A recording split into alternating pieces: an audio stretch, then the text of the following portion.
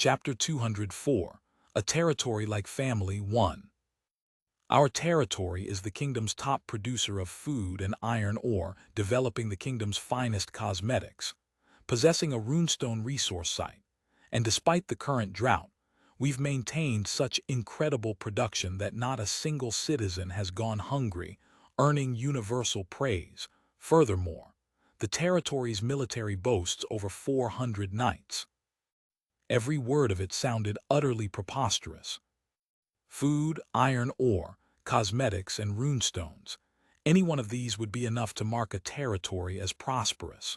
But if all of these came from a single territory, the sheer amount of wealth it could generate was unimaginable. Rumor had it that the territory was already raking in an astronomical sum of money in real time. On top of that, there was so much food that no one ever went hungry, and there was such an abundance of funds that taxes were barely collected. It was nothing short of paradise, a utopia among utopias. A place everyone dreamed of.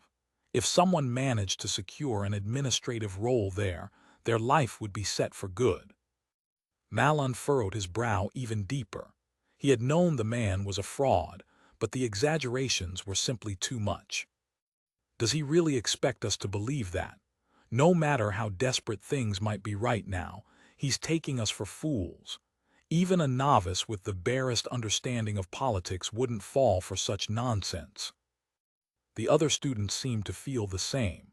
As they sat in uncomfortable silence, one of them suddenly raised a hand and shouted, "I can't believe it. What kind of place like that could possibly exist?" Malon turned to look at the student. He was someone who usually earned high marks, a rather sharp individual. Not that Malon liked him. The student was arrogant and loved to argue, which made him unpleasant company. Still, it's nice having someone else take the heat for once. He's good at picking fights, so let's see him embarrass himself. I'll just enjoy the show and leave feeling satisfied. The other students seemed to share Malon's thoughts. If the situation weren't so desperate, none of them would have attended this meeting in the first place.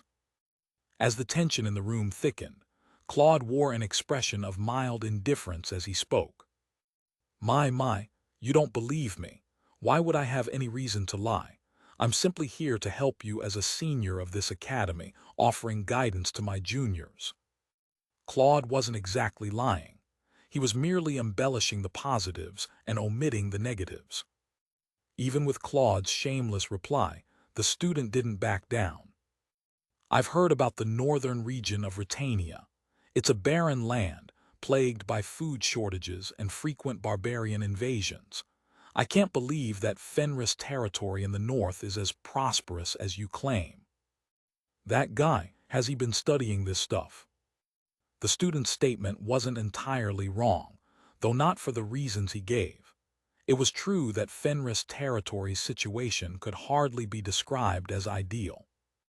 The Fenris territory was plagued with problems, not least because it lacked sufficient administrative personnel. Issues were cropping up everywhere as a result. But how could they verify any of this? This whole event was meant to lure them in despite these issues. What could they do about it? What did that student think he could accomplish? Claude raised his chin arrogantly and asked, "Have you been there?" "What? It's just a rumor, isn't it? I'm asking if you've been there and seen it yourself." "Well, no, but—" Tusk. You call yourself a scholar pursuing knowledge, and yet you blindly believe hearsay without first-hand verification. How can someone like you claim to seek truth, reason, and the betterment of society?" The student who had asked the question wore a frustrated expression. Frankly, he felt it was unfair. If they were supposed to believe Claude's claims, why hadn't those been confirmed yet either? Just as he prepared to argue further, Claude preempted him. "You've seen the food supplies I brought, haven't you? That's your proof.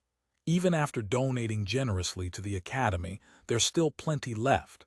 That's because we intend to distribute it elsewhere as well. Is there another great lord in the kingdom of Sauron who can so casually share such abundance?" The murmuring among the students grew louder, and several nodded in agreement at Claude's words. Even Malon, recalling the mountains of food piled up earlier, felt his resolve waver slightly. That's true. Unless it was before the Great Famine, sharing that much food in these times isn't easy. Could it really be such a wealthy territory?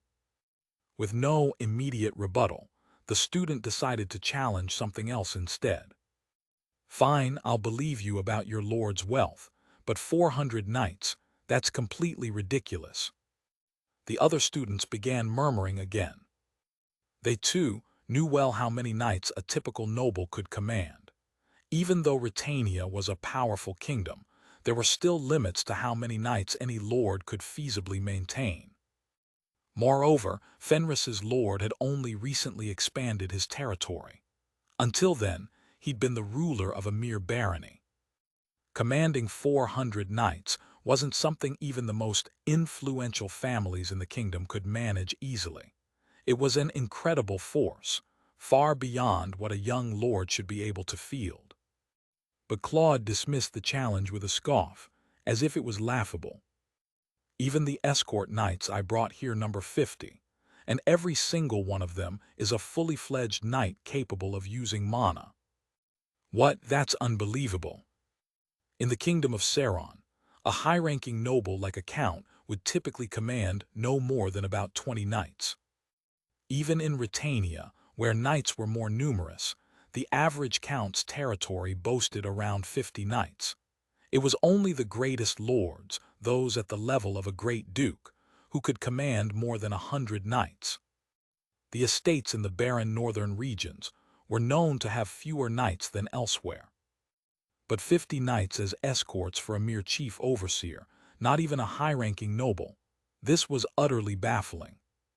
Doubt crept into the hearts of not only Marlon, but the other students as well. Sensing the insolent gazes, Claude snapped his fingers and addressed Wendy. Have all the knights come in. Soon, alongside Jillian, 50 knights entered the room. Marlon swallowed dryly, nervous at the sight of them. Are those really knights? The other students shared Marlon's reaction. No matter how you look at them, they seem more like mercenaries or bandits. Couldn't they just be pretending to be knights? I've never seen knights acting like that before.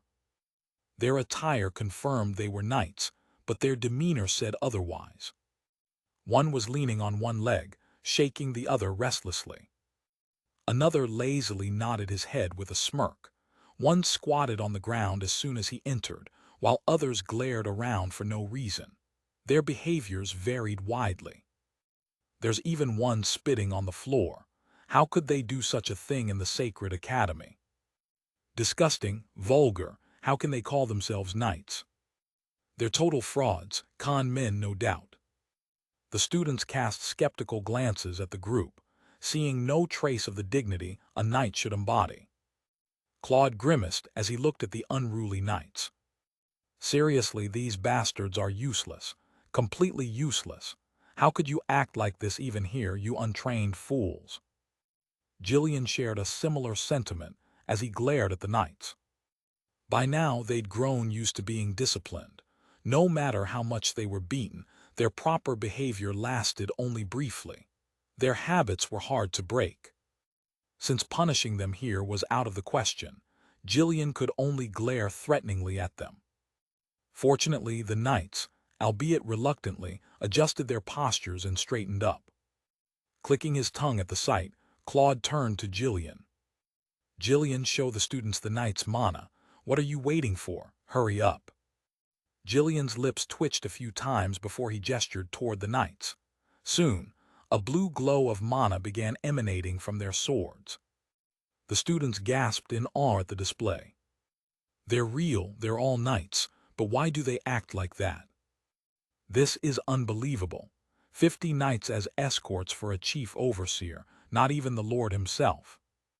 There must be even more knights left at the estate. That territory must have incredible military power. Seeing the students' reactions, Claude hastily turned to the knights and barked out orders. All right, that's enough. Stop it, stop. You're going to scare our juniors. That's enough, put it away now. If someone started vomiting blood and collapsed, everyone would truly be shocked.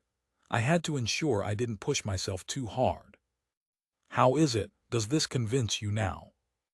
After witnessing such an overwhelming display of power, anyone who still doubted would be a fool. Even the students who had been questioning things earlier now fell silent. What was the greatest dream of scholars? It was to become a high-ranking official in the royal court or a grand estate, where they could pursue their aspirations and ideals. For the students here, an unbelievable opportunity had just presented itself. Marlon, who had seen the knights with his own eyes, could no longer contain his excitement. To maintain that number of knights, the cost would be astronomical, but the treatment must also be exceptional. All doubts were now cast aside. With evidence so clear, to continue doubting would mean believing in nothing. It's real. There's no way to fake being a knight. Even if everything else was a lie, just the food supplies and the knights alone are amazing. What an incredible estate. I want to go there. I want to work in that paradise of an estate. I want to showcase my abilities. I want to fulfill my dreams. But as his faith grew, so did his anxiety. There was no way they would be recruiting many people in times like these, which meant the competition would be fierce. What should I do? Everyone will apply for this. People are starving to death. No one will even consider going to another kingdom. A sharp fear arose that missing this chance would mean living without any dreams or hope in the future. When he glanced around, every other student was gazing at Claude with flushed faces. It was clear they all wanted to join Fenris' estate. Marlon lacked confidence in beating the others in this competition. Summoning his courage, he raised his hand and timidly asked, How many people are you planning to recruit?" The other students perked up at the question, their eyes gleaming. From this moment on, everyone was a rival. To get selected, they would need to do whatever it took to impress this man. Sensing the atmosphere of growing tension as students began eyeing one another, Claude arrogantly tilted his chin upward and said, "Everyone who wants to." "What?" Everyone's eyes widened in disbelief. Marlon, wondering if he had misheard, asked again, "Do you mean it? Everyone who wants to join your estate?" "Yes. As I mentioned earlier, Fenris estate is quite large, with a significant population. The more people we have to manage it, the better." "But why would you choose us? We lack experience, and our abilities haven't been proven yet. Surely there are more capable talents here in the Retania Kingdom." In response to Marlon's timid voice, Claude offered a gentle smile and spoke warmly. "Didn't I already mention it? I, too, am a graduate of the Saron Academy. I hope to see my juniors succeed more than those from other academies. By helping each other grow, the reputation of our academy itself becomes a source of strength. You all understand what I mean, right?" "Ooh." The students were in awe. So, this was the famed network of alumni ties they had only heard about. No wonder everyone placed such importance on connections. Marlon, who had never been among the top-ranking students, still spoke hesitantly, lacking confidence. "Even so, my abilities are still insufficient." "Tesk, abilities don't matter at all. If you don't know something, just go and get beaten to a pulp while rolling around. No, I mean, go and learn diligently on the spot. Gaining experience in the field is the real deal. Grades are not important." "Then what is important?" "What matters is an unyielding will and passion. That's all I look for. Without those, you're no better than a dead person." In Fenris' estate, breaking under pressure meant death, and a lack of passion also meant death. For the first time, Claude spoke a complete truth. And the naive students once again exclaimed in admiration at his words. The chief overseer is right. It's only through doing that you truly prove your abilities. To give everyone a chance without discriminating against talent. What an excellent policy. As expected of the chief overseer of a great estate, His character is truly different. The hall quickly filled with an atmosphere of fervent excitement. Taking advantage of the moment, Claude swiftly began distributing contracts to the students. Now, have a look at these and decide. I'm confident you'll find the terms satisfactory. As the students skimmed through the contracts, they were once again astonished. The pay is incredible, and they'll even provide for our family's housing and livelihoods. Indeed, a great estate truly is different from the rest. The pay was unparalleled, far exceeding what any estate in the kingdom of Saron could offer, and the benefits were extraordinary. The students, unsure if they were dreaming, blinked in disbelief. Marlon unconsciously muttered as he looked at Claude. Why go to such lengths for new administrators? I've never heard of an estate offering such treatment before. The other students nodded quietly, sharing his sentiment.